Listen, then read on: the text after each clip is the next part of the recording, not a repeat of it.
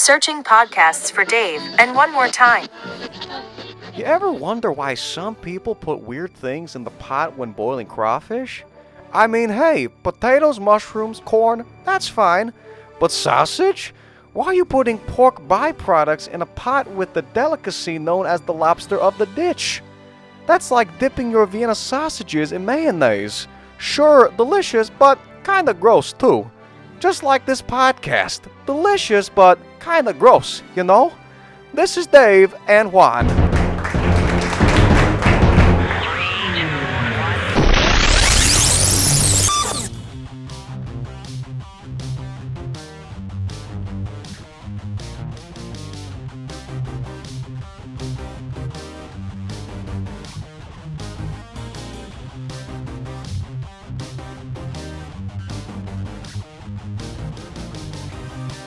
And 3. Number 2. And 1. Woohoo! There you go. There you go. Yes. Yes, indeed. Keep standing. Or sitting. Oh, whatever you're doing out there. Whatever. Just applauding. Appreciate Whatever position you find yourself in right now, America, hey, you're welcome. That's right, dude. You're welcome. Right. What else is there to be thankful for? Man, nowadays? we'll get through that. There may be a couple things out there, but we're back. And speaking of we, that would be us. And who are we? I'm Dave. I'm Juan. And this is Dave and Juan. More time. Thank you. Kindly, everybody. You're wearing the collared shirt. Yes, I had a pretty dress up weekend. And this is for those of you, nobody cares when the guys out there, but so we're doing this on a Sunday early evening, which is a little late for us. Yeah. We normally, but pretty busy weekend. I had like I said, I wore a sports coat most of the weekend. So that's a Wow. And I didn't even go to my reunion. Oh, was that this weekend? Yeah, it was. So shout out to SL Class of '83. They met back down the bayou, and I got people texting me, and I've seen pictures, and it's funny. They put a big picture of. They had a good turnout. Hey, shout out! I'm proud of the group because, and I can't take any because I wasn't there, but I think they had next to like 90 people, close to 90 people. Wow, that's good. At least that's what my friend. That's what my friend Riley told me. I don't know. Riley's he might stretch the numbers. I don't know, but I think the picture looked pretty big. But then I'm looking at, you kind of punch through and you see like Facebook and half the people I don't recognize, but that's be the same thing, right? You say, Right. okay, I'm betting, and then a few that you do, and but So 90 glad. classmates or 90 Yeah. people in total? I think 90 classmates. How So many we had people did you graduate with? 300 something. So I We mean, had 200 something. If we get 30, 40, we're good. well, I think 40, and I shouldn't say that because I think, like I said, I couldn't. I looked at several options to get there. I literally had Yeah. stuff all day yesterday. Thought about flying in, but then I'd be flying back this morning. It's one of those things, man. It's like, Yeah. well, perfect world. If it didn't involve 2 days of travel, maybe so. And I'm sure some other people did it, and if they did, just glad to see the people that are still around, right? Are still around. And I would say see y'all for 50, but let's be real. I didn't make 40. All right. So unless I'm living back there again, but anyway, so I'm glad a lot of folks seem to have enjoyed themselves, and I don't think anybody got in any fights. That's always the thing you want. Well, It's a good thing, right? Apparently, maybe it was at the after parties. I'm sure there was some side drama. There always is some side drama, but apparently they got it right. But I was spent so the beginning of the day yesterday at a fundraiser. It was a situation. It was sort of with the church or with the archdiocese, whatever. So we're at this. It's a big seminary in Houston. Beautiful. I've never been there. Beautiful facility. It's where it's like a campus. It's nice. And so I went there, and the cardinal, which is a big deal in our In your faith. yeah. I mean, dude reports directly to the Pope, that kind of guy, and he's a guy, right? So it's kind of cool. You're there, and You think he's got the Pope's number? Oh yeah, they do. They do. There's, it's there. I'm saying You that should have like said, "Hey, get the Pope on the phone right now." well, we'll see. But anyway, so that, and then they had a luncheon, nice luncheon, And you buy tickets there. It was this fundraiser and whatever. And then they had a silent auction. Okay. So, I like Now participating refresh my memory on the silent auction. Is that where people can see what you write down? Yeah. So there's in just there's a essence, sheet, and here's the deal, and then you put whatever the bid is. So we were there early. Like, well, we were at there was a mass before my wife and I were there, and we apparently walked over. We were sort of at the reception area, pretty quick. So we all went around, and there's some stuff you're not really interested in, but I see my role a lot of times as I'm going to up the bid. I'm going to You're just there help to these bring out people the big out. guys. Help these people out, because I'm used to being at places and things, man, especially if you get there early. That gets a joke, man. You ain't getting anything with some of these money bags. But and then one of the things to bid on was, so I'm not sure how the situation is, if it's actually a priest that does it.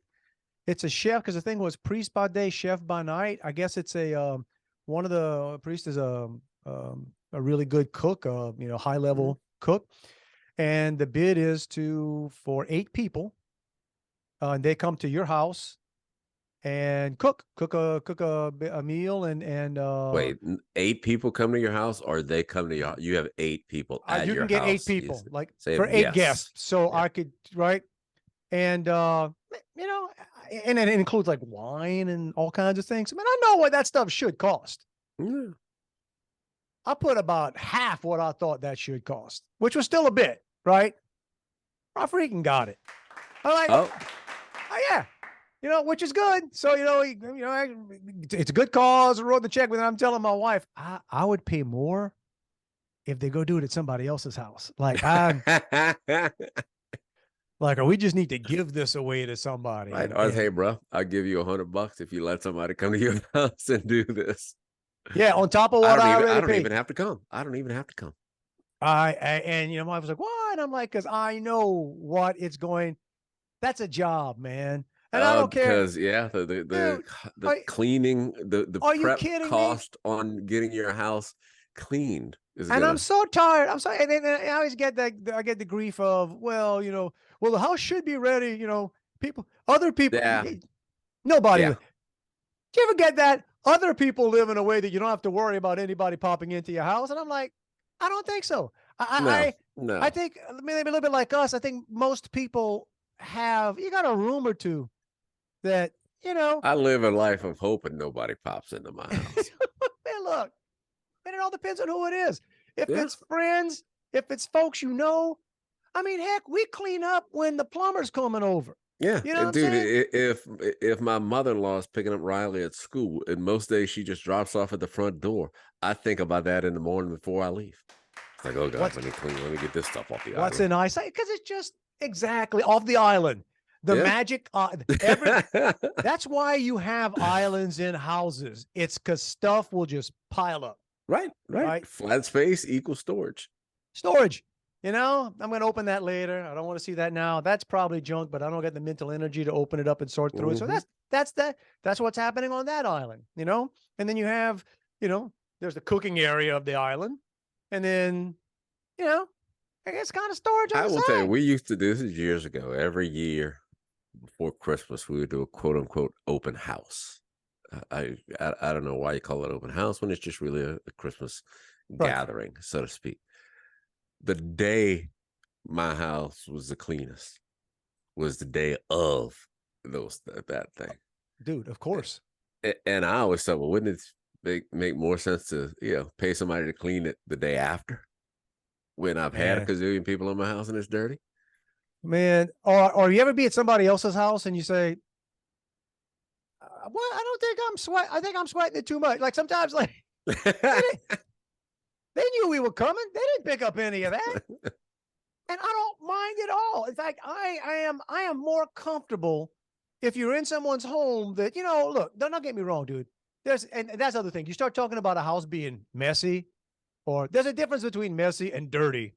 And right. Okay. But yeah, I'm talking about, if you have a few piles of mail, or I'm sorry, there's a there's a basket of clean clothes waiting to be folded that you just kind of left. Oh, I'm sorry, it's in eyesight.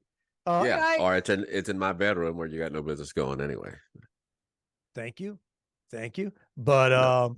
so anyway, so I'm gonna see. So I'm a nice little check into something.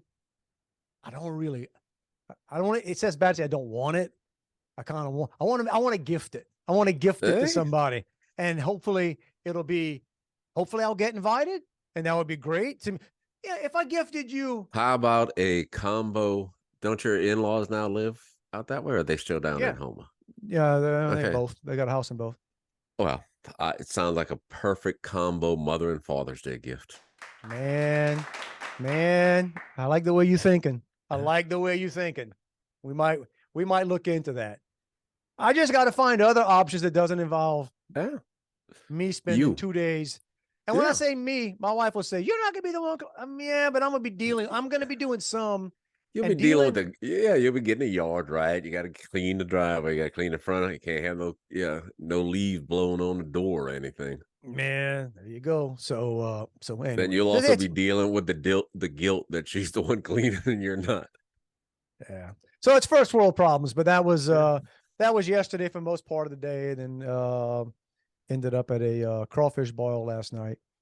I didn't wear a sports coat for that. I was well, good. I was, That's a good So I basically my daughter had a inter squad swim meet in Lafayette, which is like a very low key thing. So I had to go do that. And then they headed straight to Houston from there to go see Taylor Swift. I drove by coming back from Midtown a little while ago. I drove right by NRG. So I told my wife, I said, "That's it. That's where Tay-Tay's at." Yeah, that's what they. I don't know if that's what they call her. But I don't know either. But apparently third she night plays. Third night she tonight. plays a 3-hour set. 3 hours. 3 hours, no encores, just straight through. I wonder if they announced like Spinal Tap. There will be no encore. Y'all go home. But they stayed near a friend of my wife's lives right close to there. So they drove them to, apparently there's a train that runs right there. So they didn't have to fight parking and everything. That is probably the only times, because most those of you that don't live in a metro area, the only time those ridiculous trains have any use at all is in that kind of situation. If it's like a big parade, if it's an event like that. Mm-hmm. Otherwise, those stupid trains, there are millions, the city spends millions upon millions of dollars to get a handful of folks that are going to work back and forth, and basically a lot of drug addicts. Just yeah, we were in Atlanta, moving drug addicts through town. That's what happens. Went to Saints Falcons game. Wait, you in Atlanta? Yeah. You got on MARTA? Yeah, and well, I don't know, bro. MARTA, and anybody who knows Atlanta knows what everybody says MARTA stands for. Cannot. Well, you have to tell me later. I will tell you later, and it's hysterical. But it's you cannot even hint toward what the locals call MARTA. They're working on a train that will go daily, twice daily between Baton Rouge and New Orleans. And part of the plan is they're going to have a stop, like a depot in Gonzales, because everybody wants to stop off in Gonzales. Is that something that's actually going to happen, or is that just I don't know? They've been talking about it for years, and they've got, I don't know, it's steps closer. Everybody's in love with politicians are in love with trains. Dude, let me tell you what. One step closer to success in this is just one step closer to failure of the project. There ain't nobody who's gonna ride a freaking train to New Orleans. Exactly, because when you get off, you walking it? Right. You walking it? No, you have to have some kind of ride there. Right. You're gonna taxi cab it? Yeah, New Orleans. Good luck. You're gonna right? And I'll tell you, I've been to the train station in New Orleans. What I'm saying, we all know how the best elements of humanity tend to It's a lot closer to several homeless encampments than it is to, yeah. I mean, you could walk several blocks to the dome, but I'm not going there because, hey, let's go out, out for a night of drinking and we'll take the train back. They took the train to Baton Rouge.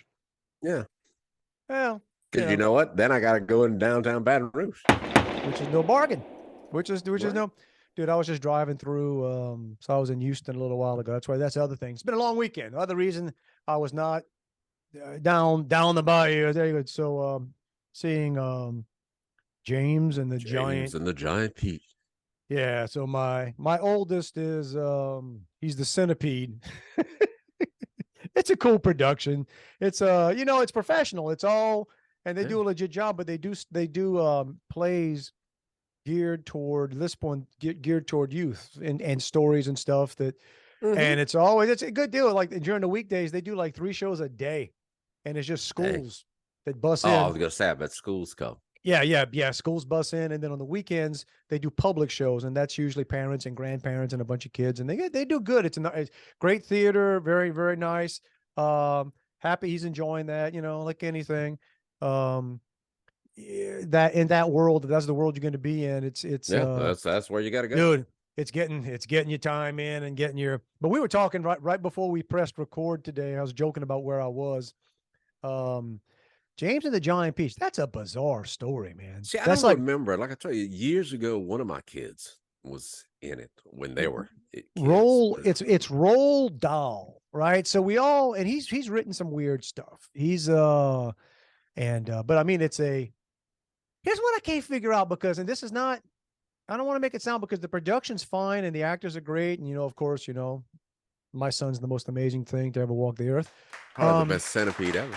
Oh, dude. If there were an Academy Award or a Tony Award for first role playing a centipede, dude, he's De Niro. He's got I bet he was so good you thought he had like 200 legs. Man, I don't know. I had to talk to him. I'll talk to him later about his costume. I couldn't quite get the costume, but anyway, he didn't exactly. He just, that's just kind of funny too. I'm talking to him about, costume changes and what they got to do. And, it's professional stuff. They're all mic'd, cool and great staging. But watching the story, it makes me wonder, like, how did this become some cherished James and the Giant? Because it's a dark story, man. I mean, it's dark. The dude, like, his parents are killed early in the thing. No, dude, the first scene, it's apparently a rhinoceros kills the parents, and James goes. That's a great way to get the 3rd grade class from St. John's Catholic Elementary.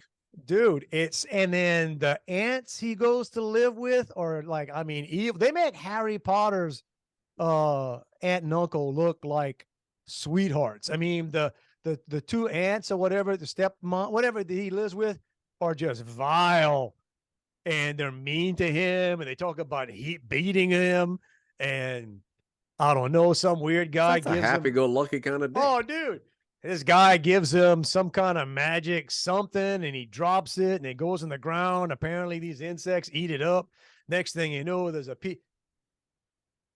I'm not the dullest knife in the drawer, and I can follow some things, and I'm sitting there going, I don't know where this story's, like, somebody was high when they wrote this, and now is that the whole? Because sometimes, they'll, and I guess is it an adaptation of something, or is it made as a play? Because I was saying sometimes you'll see a play and it's an adaptation of something, so they're leaving critical elements out, or they're doing it like specifically for a younger audience. That's a good. Well, I think the story was for. I guess it was for youth. I mean, I don't know. They were saying maybe they left critical elements out. I don't know, but if it's for youth and they're starting off with the dude's parents getting killed, well, it wasn't like they don't show it and they make it as like, and it's actually still. I guess that's a story. I mean, that's sort of a common thread among like young characters that later become heroes. You have to have evil. like Harry Potter, boom. Here's a giant peach, boom. Cinderella, Got to overcome. right?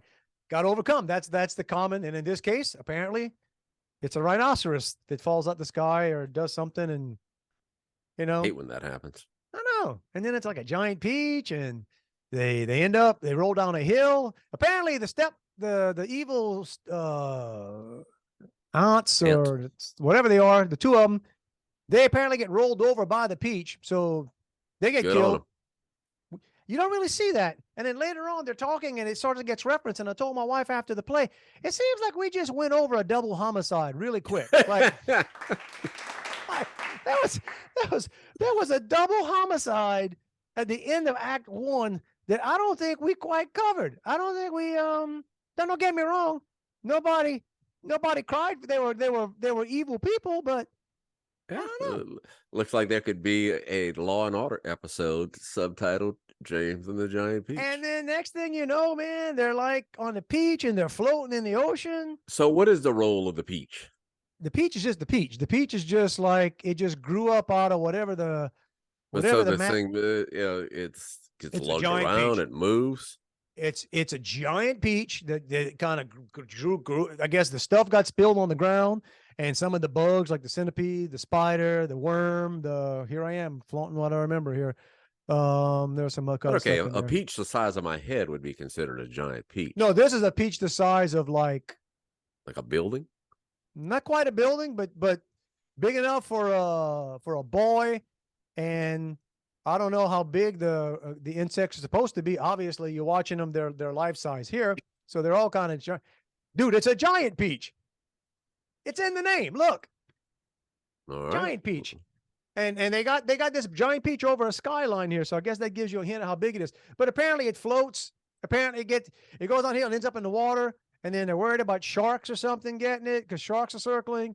So then James comes up with something, and they end up lassoing 500 and something seagulls to fly the thing out.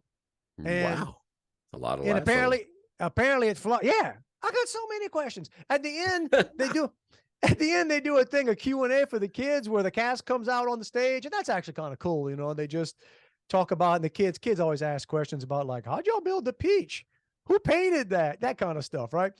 But I almost want to put my hand up, saying, well, I got a list of questions. I mean, starting with the double homicide that I think we just went through. Okay, I just want to say, but that's all fine. At a minimum, you guys are accomplices. I'm just saying. I don't. Right? Yeah, you're hiding evidence. Okay, I'm glad the spider or something came up with the ropes to. How'd you lasso, James? How'd you lasso 500 and something seagulls? 500 individually, or just as once? Individually. Oh, Because they use the worm as bait. That's actually a funny scene. They're trying to convince the worm that she's going to have to be the bait, and she doesn't want to do that. And then I think one of my son's line is, you get eaten by sharks, you get eaten by seagulls. What's the difference? So, and then apparently the seagulls, they fly across the Atlantic Ocean in one night, and then they end up landing on the Empire State Building. And the mayor, remember that now. And the mayor declares them heroes. And apparently that's the last scene. They're now heroes. Dude, I was not nearly drunk enough to see this. And I've never done drugs, so I don't know. I can't tell you what type of hallucinogen. I don't know if that's a mushroom kind of play or what do you got to be on to. Is there some metaphor? Like is the peach just like a bad trip? All valid questions that I am afraid I am not capable of answering right now. I'm just like, well, that was interesting. And the kids seem to enjoy it. Kids, it was, because you can hear after like, hey, do you like that? Yeah, kids, but, so yeah, it's funny. It's where we find ourselves in life, right? I'm in Houston watching my college graduate son play a centipede, and the dad, he had a voiceover in a flashback. So, it's nice, recording. Nice. He showed off some dancing moves. He was a quite athletic dancing centipede, which look, man. Imagine if he had to wear tap shoes. Man, look, all 100 of those feet, and then driving out of Houston. That's what I was thinking about earlier. So you don't got to drive far to be like, man. And I know other cities are way worse, but again, come to a intersection. And they got this guy. I'm guessing he's 6'2", 6'3", looks imposing, wearing, sweatshirt, hoodie, whatever. Just walking up to cars, man, and like talking and like, I don't know if he's asking for money or what he's doing. And I'm just like, somebody got to put that guy down, man. I mean, not me. I don't want. You know what I'm saying? Like, it's not fair. It's not fair to humanity. You've already been involved in a double homicide. I just saw one. That's right. I didn't exactly witness it. They just referenced it later. You don't even witness one, let alone call. But there you go. There you go. So pleasant afternoon. We're starting nothing right now. I came home, got sucked into a marathon of Ink Master. Oh, I think that was my mom liked that show. Mom with that, but maybe both of them. Yeah, it's a tattoo show. I know what it is. I've never seen one, but I've heard of Ink Master. I know what. It's kind of interesting, but so that's.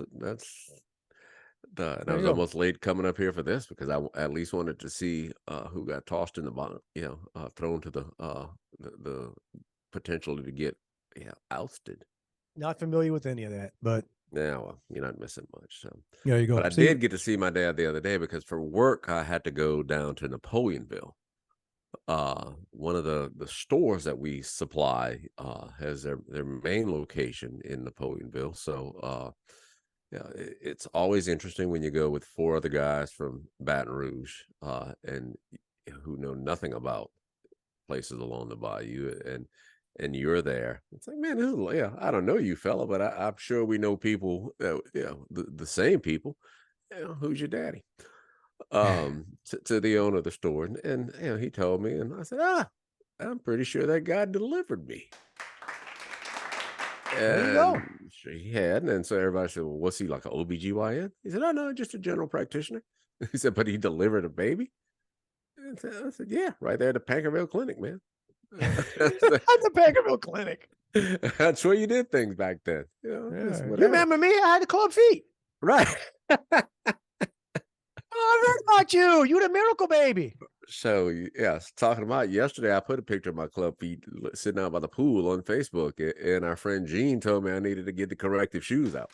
I don't know that we need to share that anymore. I mean, you kind of I don't know. I don't know that I would have noticed that or like noticed. You know what I'm saying? Like you can't notice it. That's just Jean being sarcastic. Oh no, I can. Now I can't look at it and not think about club feet, man. I would not. Otherwise, I would not have known. But now it's like, oh man, look at that. I'm impressed, Juan. I know why Juan likes to sit down a lot. I mean, see, there you go. What you can also say is these feet were formed through kicking people in the head, man. Exactly. This is from several decades of Taekwondo. Back before there was mixed martial arts, right? Just one. Wasn't no mix involved. One thing we did miss out on in Napoleonville, and I didn't hear about it until the next day. Apparently, a history-making person, Guinness, is it the Guinness Book of World Records? That's used to be Guinness World Book of Records. Recently announced a Napoleonville native. Let me get her name, Avon Duga. Do not know her. Neither do I. She's a little bit younger than me. She is the 3rd time record holder for the largest afro. 9.8 inches tall, 10.4 inches wide, and 5.4 feet in circumference. Now I'm sitting down saying, how cool would that have been if she'd walked into that store and I could have got a selfie? Okay, much like I was about 2 hours ago sitting in the James and the Giant Peach post-show Q&A.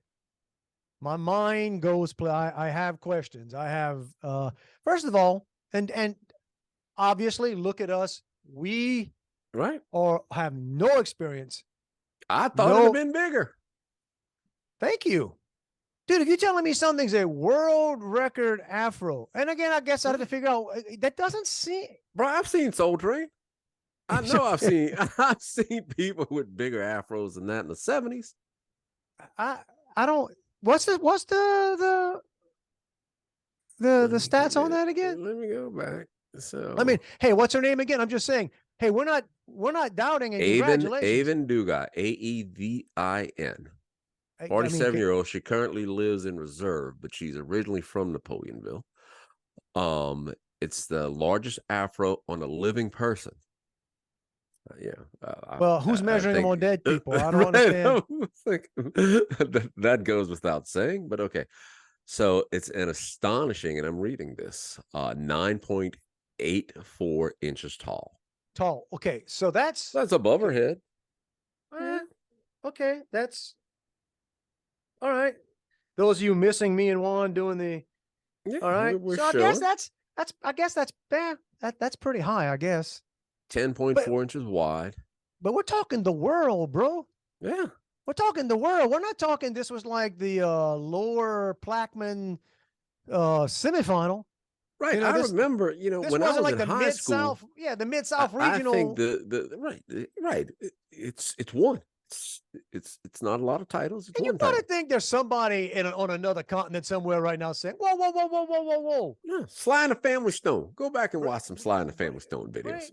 You know, bring I it. can remember Coach Bill Marsh, the PE coach in 9th grade, was in charge of measuring, because, African American guys could have, that's how they went by the length, is how tall the afro was. And he would stick a pencil in the middle, along the scalp to hit the back of a ruler to measure. Oh, to measure your height. Or to measure the afro. And because there were limits on that, it could only be like 5 or 6 inches tall. Oh, wow. So y'all had hair. What school was this? Assumption Junior High. Wait, that's a public school. Mm-hmm. Y'all had hair requirements at a public school? Like restrictions? Apparently. Because I remember that. I don't remember any being enforced on myself. Well, man, okay. You don't got to go too far. Yeah. I just can remember standing there watching Clyde Williams get his afro measured by sticking a pencil along. Shout out, Clyde. What's Clyde up to now? I don't know. I hadn't seen him since probably my 42nd year reunion. Did you go to 42? Making me feel Whatever bad was the now. I should have gone to 40. The last one we had, I went. I feel bad, man. I should have gone to 40. I feel bad. But like I said, it worked out. I had stuff to do this afternoon, yesterday and tonight. But and my wife has never let me buy my own plane. I tell her that all the time. I did see one on Facebook for sale today. Did you really? Facebook Marketplace. Apparently it's a classic though. It's like from the 40s because it costs about $200,000. Oh man, that's what it's probably a prop, right? Prop plane. No, Gotta be. I don't know. Gotta be a prop plane. Prop plane. Yeah. No. I'm talking. Yeah, no. I'm gonna get one. I want. All right, I'm gonna make this the second reference to fan of the show Gene today. Gene has his own plane. Oh. And would have probably been happy to come pick you up. I don't know if his plane could make it all the way to Houston on a tank. I don't know. I don't know anything about planes. I have a couple friends of mine that do. In fact, one friend called me up on the Saturday morning, I guess, or it was on the Friday, really leaning on me to go. And I'm like, dude, I want to, I just, I can't. I feel bad. Trust me, it's not if I live within a 3-hour drive, probably could pull it off, but we're talking 12 to 13 hours round trip, 2 full days of travel. I got something important tomorrow morning. I got and he's like giving me the name of one of our friends who owns his own plane. I said, man, call up, whatever. I bet he'll go get you. And I'm like, dude, you realize how arrogant that would be? Yeah. What's more arrogant? You asking him or him saying yes? Yeah. Oh, yeah. Hey, man, look, so-and-so said I should ask you to, what you doing on Saturday? Just come get me. What do you mean you can't come get me? I thought we were tight. Now, I know I haven't seen you in 30 years, but, I could do it in the morning. Oh, no, bro. I got stuff going on till 3. Can't get me till 3. And it's funny. He's texting me today like a list of who showed up and who didn't show up. And it's so funny to be like, I don't think I care, but it's sort of funny to read like, oh, okay, what list am I on? I'm on the didn't show up list. But, oh, yeah. Do you know what they do? Yeah. Life is high school, bro. It just is. We're all in the 58th grade, pretty much. I'm 60 something, I guess. I don't know. Yeah, but you got held back a couple of times, so that's good. Well, for the best. There was a I don't know I've never been, but apparently the all of Assumption High uh does a picnic once a year in a park somewhere in Okay. Assumption Parish. Um, Not a lot of people I hung out with go, or if anybody. But apparently at the end of it, it was a couple of weeks ago, there was somebody not from Assumption High, started shooting. And before you said that, so help me. So help me. The first thought when you said all classes from Assumption High, and I'm like, oh man, listen. There's barely a thread that runs through that. Like that's bringing a lot of different. Well, no, it's really not. I was about to say it's bringing a lot of different people. No, it's not. It's bringing the same exact kind of people, just from different. Yeah. years. Just some are younger, some are older. Some like going to that kind of stuff. Some show up hoping there's trouble. You know what I did ask my friend though, that's been texting me all morning, because I guess the reunion was BYOL, which makes sense. It has to be, right? I mean, you pay, and they provide food and stuff, but you got to bring your own liquor. And I asked him, I said, did anybody have Bud Light? He texted me back. He said, dude, I did not see one Bud Light can. I did not see one. Which again, this kind of ties back to stuff we've been talking about. Dude, I promise you, this is South Lafourche. I mean, I'm not saying it's the most popular beer, but Bud Light community. Dude, the fact that my 40th high school reunion can go off and people bring in there, it's not like there was one person making a decision what to buy. 90 different people show up with stuff to drink, and I promise you, most of it was beer. That for you. 6 weeks ago, you'd have gone to Walmart, Circle K, T-Boy's Quick Stop, any place along the bayou that had a liquor license would have had an ample supply in the cooler of Bud Light. You want the can, you want the bottle, you want the bottle that keeps it colder, or the aluminum thing in a long neck shape. Yep. So good luck with that. She's actually taking a leave of absence. Leave of absence, bro. She had a rough couple weeks. With pay, I'm sure. Nice. Oh God, yeah. Forget. So check this out though. So I mentioned a couple minutes ago that I posted a picture of my feet on Facebook yesterday. First of all, let me clarify why I posted a picture of my feet. OnlyFans. He's got. What's up with Juan on OnlyFans? Everybody's into something, or somebody is in. There's always somebody in anything. I like to post a picture every year that says, because white fat looks better than tan fat. So that was my picture, and my feet tan were fat. Tan fat looks better than white fat. Yeah, correct me. Thank you. I've seen your post before. Yeah, because and that's the only part of my untanned body or tan body that I am willing to post when I'm sitting by the pool. So there you go. But just now I noticed that one of the people who like that is someone I don't know, but her name is Ling Zhang. I don't know Ling. We oddly don't have any mutual friends. But since I was sitting here and had nothing to do for a couple of minutes, I figured I'd check it out. Okay. Ling is of Asian descent. Yeah, that's fairly. I didn't want to jump to conclusions, but okay. Seemingly attractive. Has some pretty high class photos of herself on here, looking like she's drinking wine with a friend in a nice restaurant. She's single. All right. And just a day or two ago, she was inviting people. Said, can't sleep, come out for a massage, enjoy life. There you go, man. All right, there you go. I'm not sure that Ling is in the area. Enjoying your she enjoys your feet. Yeah, she appreciates a picture of a good tanning pair of feet. Right. So and if I need a massage at any point, apparently at night. I don't know. I'm gonna pass. I'm wondering how Ling got a hold of my feet, but well, dude, you put them on social media. Yeah. That's the world's feet. Then you put that's it's a question for another day. Whatever you slap on the internet, bro, that's the world's feet now. That's Earlier you were talking about the world record holder, and like I said, not doubting it. So shout out to the world from Napoleonville. From Napoleonville, originally from Napoleonville. We're talking about like hair and haircuts. So my wife and I went to get dinner last week, and walking through a place called Town Center, not far from where we live. Nice places, and it's one of these things that I know the rents, the retail space is very expensive. So Yeah, there's you a have town shops center here. Yeah, very expensive. Even restaurants that seem to be doing well sometimes fold because it's just right. So anytime you see like a shop or something that's not food related or a bar, you're like, well, I hope they're making it, whatever. And I can't even remember the name. I have it here somewhere. There's I guess it's a niche now. Men hairstyling places, just for men. A lot of mahogany in there. Mm-hmm.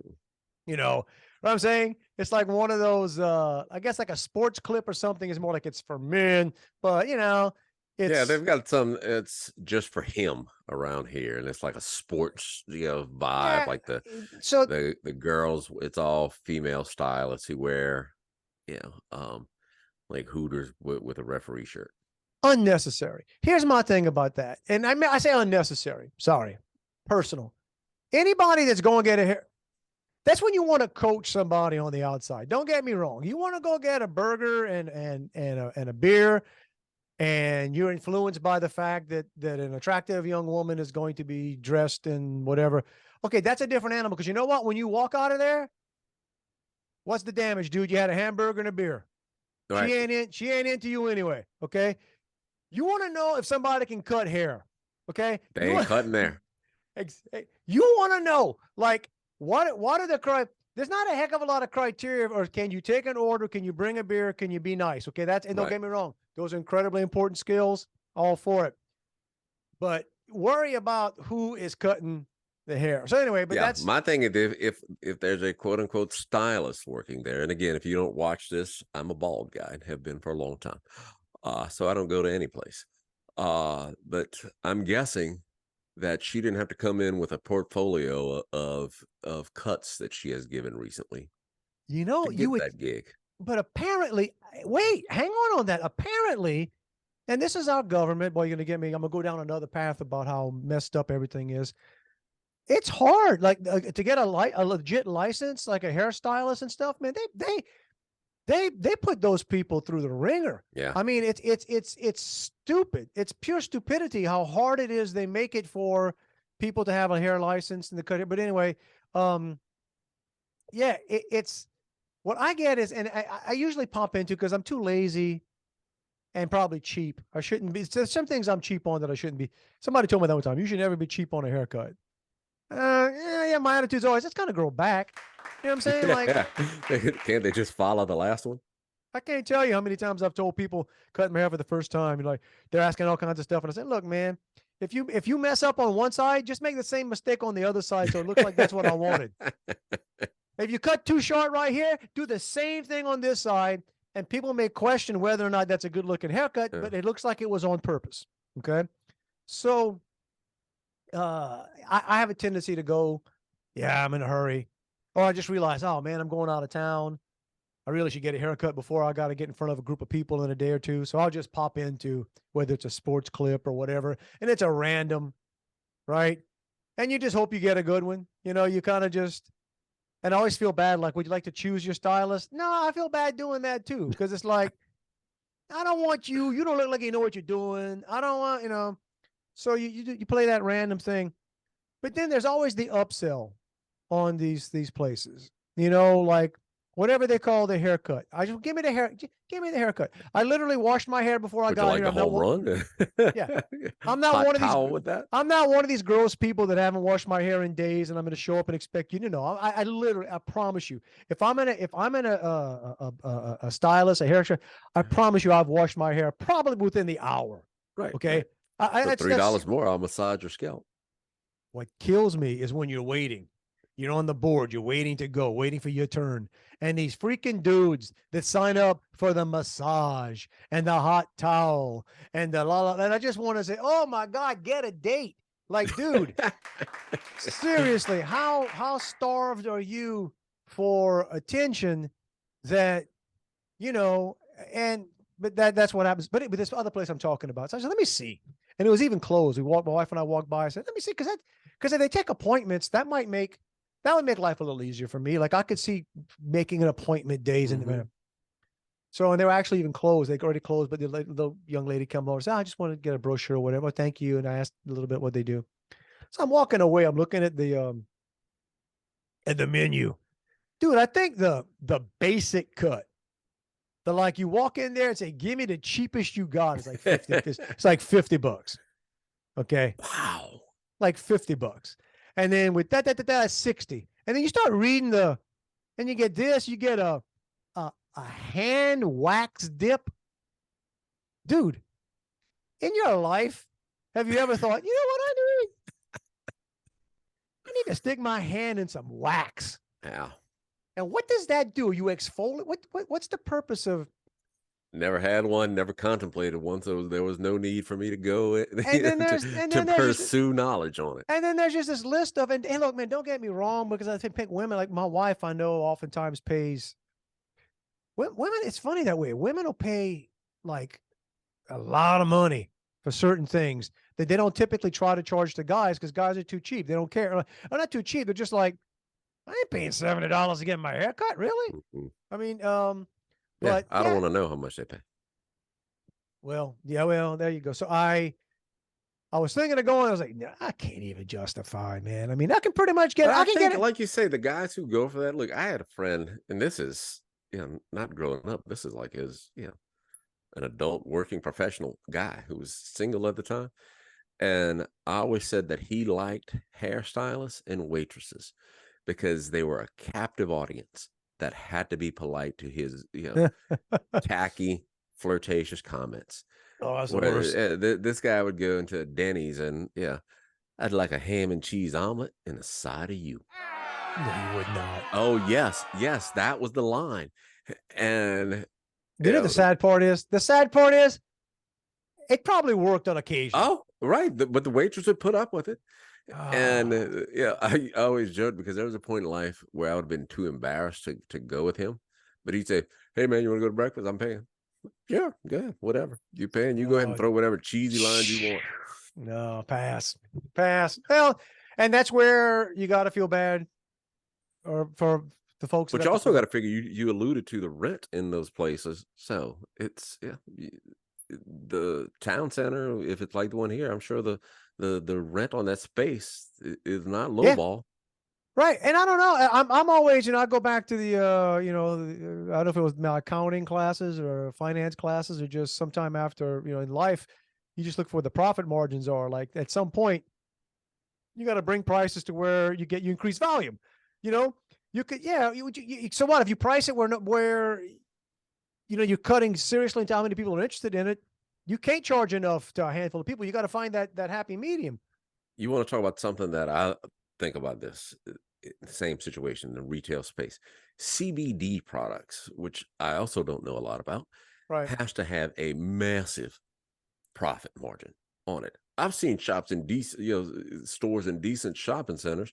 I used to call on some of them when I was, selling printing material, and there's not, 75 products on the shelf. Mm-hmm.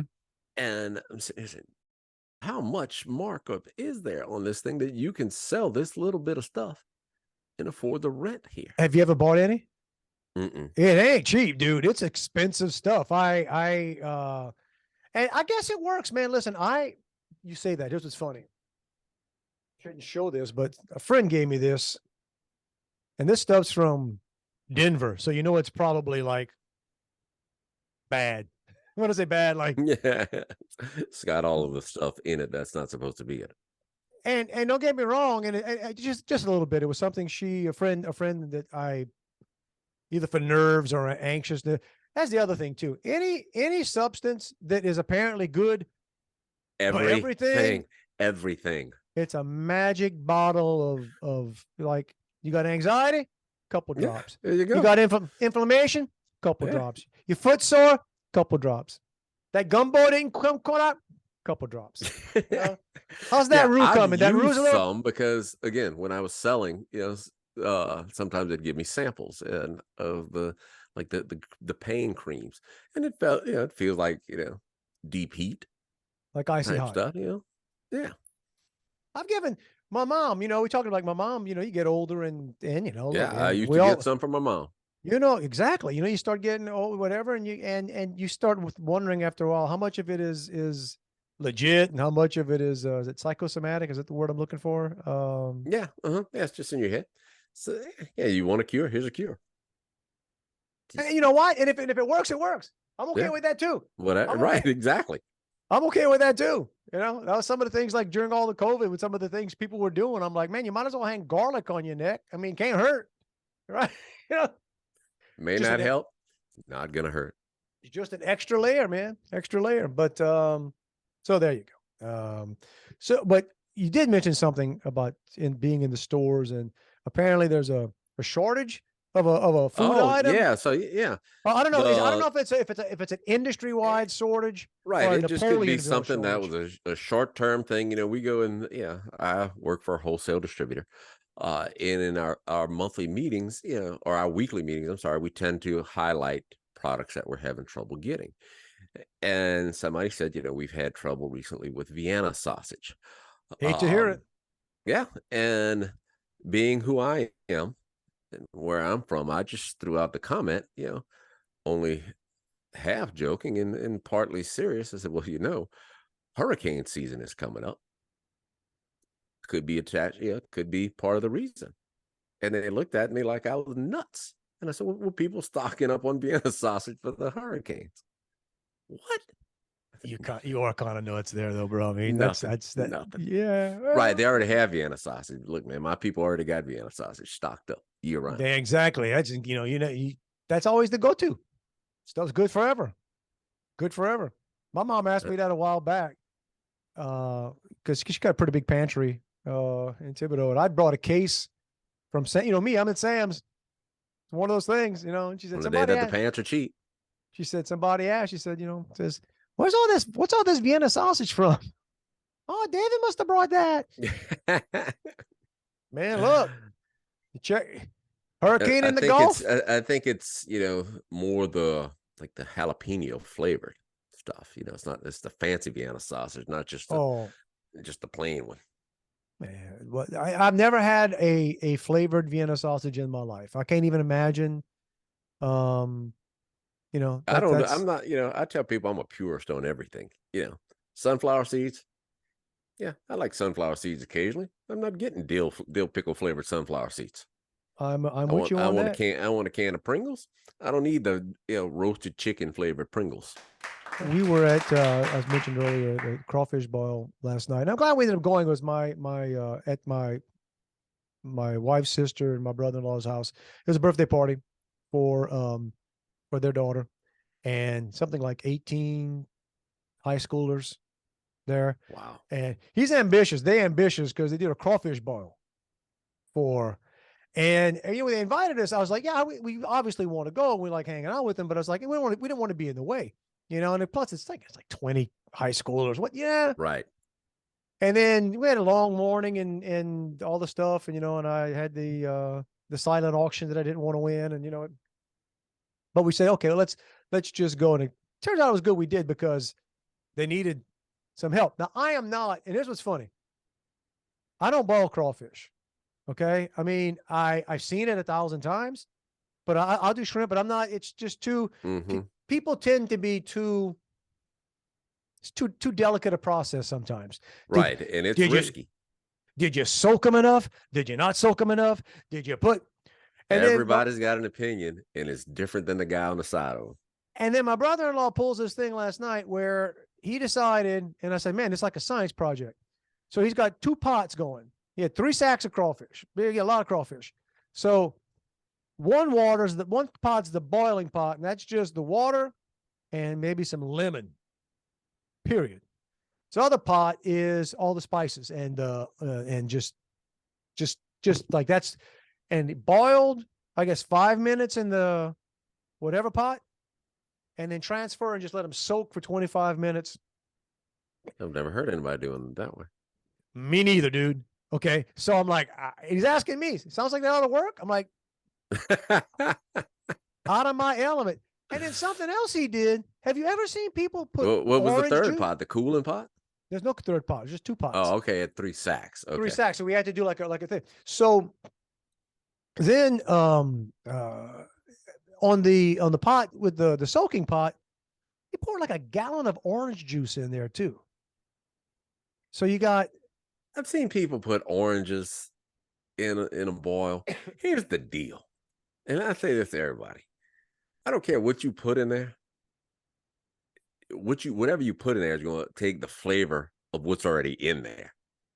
Yeah, if you put, you want to put this kind of vegetable in there, that ain't making the crawfish taste any different. And I doubt that orange juice made the crawfish taste any different. I'm asking But him. there will like, always be people who swear and be darned. Oh, bro, I taste a hint orange. I taste a hint orange. it's not supposedly that. It's supposed to be, he was explaining to me, it's the acidity and the blah, blah, blah. And I'm like, okay, first of all, I came to a crawfish boil. Not a science experiment. I didn't know we were doing science here tonight. Yeah. And and I've got a few beers in me. So, all right, I'll go with it. And makes sense to me. I didn't buy these crawfish. So they had a lot of stuff going on. And then they ended up having they had a scavenger hunt. And I mean like a big time scavenger hunt. Like they had stuff all over the neighborhood and he had to go run and take care of something. So next thing you know, he's on another project. I am officially the boil master now, bro. Like, again, I've said that. I don't like boiling crawfish because the pressure's too much. Right. If I mess up some shrimp, bro, I'm at HEB. I'm back. You mess up, right. You mess up a sack. You mess up a sack of crawfish, man. That's like, right? So, Because and here's what when you sample, you hope it's not enough. Because if you sample, when it's still in the pot and it's, oh, bro, that's a little too salty. Well, you're done. It's over. It's over. It's over. Can't add pepper. And it's like you said, it's funny. It's the kind of thing that most people, I guess, if you're not from that culture and you don't know, you don't know the pressure there is cooking this stuff. And then, Right. it's when people first start, you're just waiting. They season, they're hot, right? You're playing that game like, oh, geez. Oh, you got to And tell when them, you say hot, do you mean hot from the temperature or hot from the seasoning? you got to tell you, there you go. So that's part of what I was doing last night. Yeah, And I then used to also- do a lot. And I say a lot, not compared to most people I Right. grew up with, but I was the guy who boiled it. But now it's like you said, it's just now I'm not taking that risk. Apparently they came out. I was proud of myself. The batches I took lead on. Kids ate them, man. That's always funny too when you got like But you also got a bunch of kids from Houston. What do they know? they know what they like, bro. They know what they like. And they had several kids that were had never had crawfish. Yeah. So they had a lot of little tutorials going on there, trying Mhm. to, you teach whatever. And apparently there was one funny line where two girls, right, teenage girls, and one said something about, I don't think I can eat that. It's got eyes. And the girl next to her said, "You eat chicken?" Same thing. Yeah, you think? Same thing. Chickens have Fish. eyes. Yeah. I know you eat Chick-fil-A. Don't tell me that your hang up is it has eyes.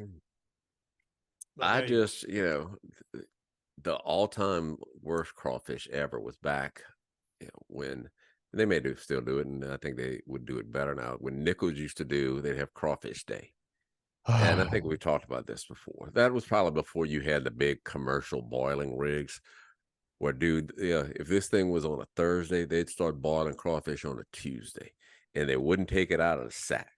They'd just drop it in the sack, boil it, pull it out, put it in a cooler. And then on the day of the event, they dropped it in boiling water to heat it up. And I can just, and I mean, Nichols is a local college, but I can Yes. remember the people who just thought that was like the end all be all crawfish. I'm like, there's no humanly way possible I'm eating that. No, and that's why it's almost impossible to get them right in a restaurant. Just no Mhm. time. No time. Now I'll give it. Hey, etouffee to go. Give them credit. Home of the Dave and Juan weenie spaghetti lunch special. I know the I guy had that's somebody back there posted boiling. a picture of a weenie spaghetti on my Facebook page the other day, just being funny. And I said, girl, you want to get a real weenie spaghetti? And I went to their page and took a picture of the menu, circled it, and said, here you Give go. them the shout out. There you go. But I know when they're boiling crawfish, they're doing them right. You know, I mean, as a thing, it's just most restaurants don't either have the time or know what they're doing, because it's not just boiling, it's soaking. Right. And that's what you end up. That's my thing. Yeah, it's like, all right, I got 4 people waiting. They only been soaking for 10 minutes. Just take them. Let's go. Get them, go. Sprinkle some sashery on the outside. Maybe they'll get some sashery on their hands. And yeah, because I get that all the time. People over the years, people that would tell me, "Oh, I don't like crawfish," and I always tell them, I said, "You never ate them right. You never." That's the issue. Probably nobody ever showed you how to peel them. That's the other thing. Yeah. Because even if you're eating some that are good, you don't like having to fight with your food. So if it gets down where it's just too much work, right? But these are the big problems we like to deal with here on Dave and Juan. Is exactly. Did you ever? I don't know. We're getting older, but my thing is, I'm also realizing that I don't do well eating a lot of crawfish anymore, man. I can eat a lot. I can, I mean, and not, man, the salt and last night's batch was pretty good. You know, I got a real good friend who makes crawfish that are great. I love eating them. I can't even get my ring off when I'm done. You know? It's not that I am not nearly as, I guess, willing to spend, time peeling crawfish until I'm stuffed. It's like, all right, I've had enough. That's good. I'm tired of peeling this stuff. So, yeah. You get more tired than you get filled up. Yeah. Whereas before, it's like, all right, bring it on. I'm sitting till the first one. I'm the first one at the table and the last one to leave. That was that's being young too. That's my 24-year-old last night tour. I'm glad it wasn't a restaurant. I couldn't have afforded them last night. I was like, dude, you still eating crawfish? Dang. We had some at work the other day, and there's one guy there, like in every place, who he's got to get them where he wants. He knows the place to get them. He knows the place to get them. Well, place is probably 45, 50 minutes away, so he gets them before work and leaves them in the cooler. And then by the time you're eating them, they're cold. And I can eat refrigerator cold. I just can't leave left out cold. You don't mind them cold. You don't like them cold. You just don't like them Luke. Exactly. Right. Exactly. I Right. want room temperature. But then it's lunchtime and I got to be at work for the rest of the day. And the more I eat, the more I'm going to smell like crawfish for the rest of the day. So that's how I'll eat a few. When you do it, when you peel crawfish forever, and you can come home, you can wash your hands. You can wash your hands with Dawn dishwashing liquid. You can take a shower. Use a washcloth. You can wash your hair. Then you go to bed, your hands still smell like crawfish. Still smell like crawfish.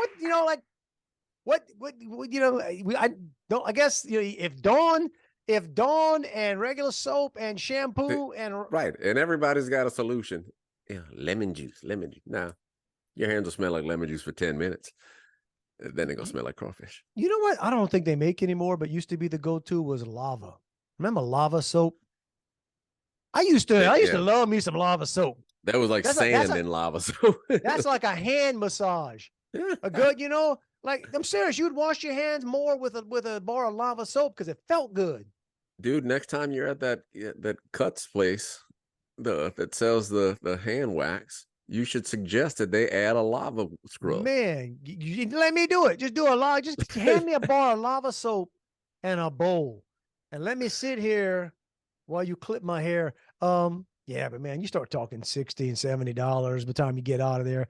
Heck, I can get a haircut and my lawn mowed for that much. You know what I'm saying? Like, you know what I'm saying? Like when I add up what my man James charges me to do the lawn and what they charge me down the street to cut hair. Now, granted, somebody else may come around and say, well, yeah, but look at your yard and look at your hair. Yeah, well, see, I'm going to get a haircut and a beard trim a little later today for free. For free. And there are some people going to say I got what I paid for. Well, man, look, I say it again. One of the advantages of getting older. And it's not that your standards drop, but your standards drop a little bit. You just start saying, I'm good. Good enough. See, my favorite COVID meme was, all you people laughed at us bald guys until all the hair salons closed. Now we're the only ones who know how to cut our own hair. That's something that has sort of lasted. is how many people with beards and longer hair. Longer hair. Like a lot of folks that just, you know what I'm saying? That's one of the things people just, kept. Well, because you got to go through that awkward phase of growing it. If I could go, I can't do the beard, man. I try. Like right now, I gotta, I can't grow a good beard. I'm just lazy. It's a lot easier Well, to do this than to shave. Yeah, my thing is when I start getting conscious. When I start getting conscious of my face, that's not a good thing. It's like But the hair, if I could go from like short, if I could jump to the next level, the cool length, right? Where it's like it's not. If I could just it's not jump, that awkward in the middle. Dude just need a haircut. Man, you start getting the wings. I get that right now, dude. It's like, well, you push it behind your ears. Now you just look like the old guy with you put on the baseball cap and you got the seagull things that come up. Yeah. I know, guys, the big problems. The world's got problems, and I'm worried about hair wings under a hat. But hey, push the button. Let's get on out of here, y'all. There you go. It's a late Sunday afternoon, early Sunday evening buffet laid upon you. Have at it whenever you choose to. Digest. You got crawfish. You got a free meal. You got Vienna sausage. You got the biggest afro in the world. That's right. Where else can you get this stuff? My son playing a bug in the. Those of you in the Houston area, there you go. James of the Giant Peach. It's a good production, even though the story is weird as crap. Right. Bring your kids, see a very weird, slightly morbid, I guess a little bit uplifting at the end, but enjoy that. If your kid goes, if you take your kid, tell them to ask the question, what happened to James' aunt? Both of them. Y'all kind of skimmed over that. Like I said, seems like y'all buried a double homicide at the end of Act 1. Just saying. And be sure to compliment the amazing thespian and dancing skills of the centipede. The centipede. He did some moves. My son. And my son has my dance ability. So whatever they did, man. Some good coaching. Got some good coaching. I guess that's from his mom. That's what she'll claim anyway. Anyway, guys, hey, you want to hit us up? Please do. It's Dave and Juan at protonmail.com. And you can find us all over the place. Yeah, anywhere and everywhere. We're there. Where'd you find us last time? Where'd you find us right now? That's where we go back. Yeah. Find us there again. I'm just gonna pull it up right now to make sure I check out. Okay, no, we caught it last time. Oh, I said every time I say it, I realize, I haven't looked at it in a day or two or longer. So reach out to us there. Hey, listen, every week we throw it out there. And when I say throw it out there, you know what we're saying. It's not, we don't suggest. It's not some executive order that the next administration can, repeal with a stroke of a pen. It ain't a subtle freaking hint, y'all. It's it's a freaking mandate. It's a mandate. Get out there. Hey, give it a shot, man. Try to have the best week of your life.